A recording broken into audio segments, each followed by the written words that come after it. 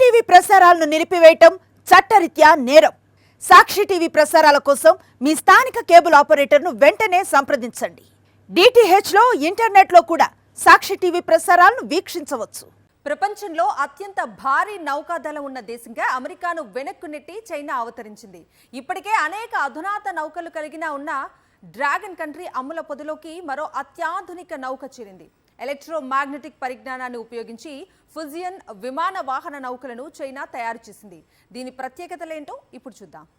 వాణిజ్యంలోనూ సైనిక శక్తిలోనూ అమెరికాను ఢీకొడుతున్న చైనా తన నౌకాదళాన్ని మరింత శక్తివంతం చేసే చర్యల్లో మరో ముందడుగు వేసింది.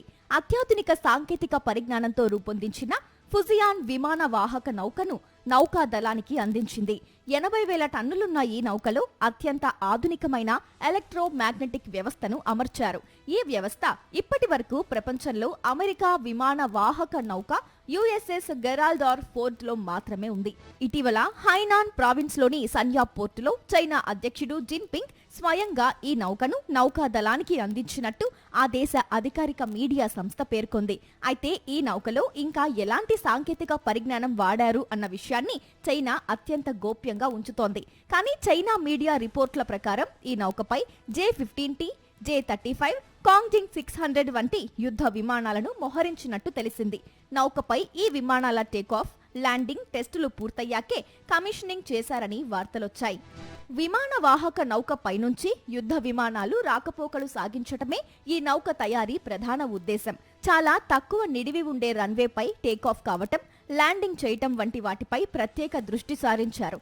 ఫుజియాన్ నౌకలో ఎలక్ట్రోమాగ్నెటిక్ టెక్నాలజీని వాడగా ఈ వ్యవస్థ ద్వారా యుద్ధ విమానం తక్కువ సమయంలో ఎక్కువ శక్తి పుంజుకుని గాల్లోకి ఎగిరేందుకు బయట నుంచి శక్తిని అందిస్తారు.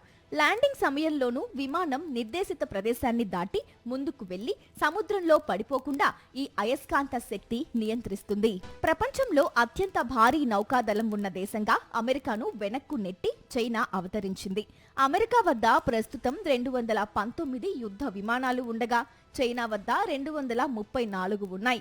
డ్రాగన్ కంట్రీ దగ్గర ఇప్పటికే ఉన్న 3 విమాన వాహక నౌకలు సంప్రదాయ ఇంధన శక్తితో పనిచేస్తాయి. దీంతో ఆ దేశం కొత్తగా అణుశక్తితో నడిచే దలియాన్ అనే 4వ విమాన వాహక నౌకను నిర్మిస్తోంది.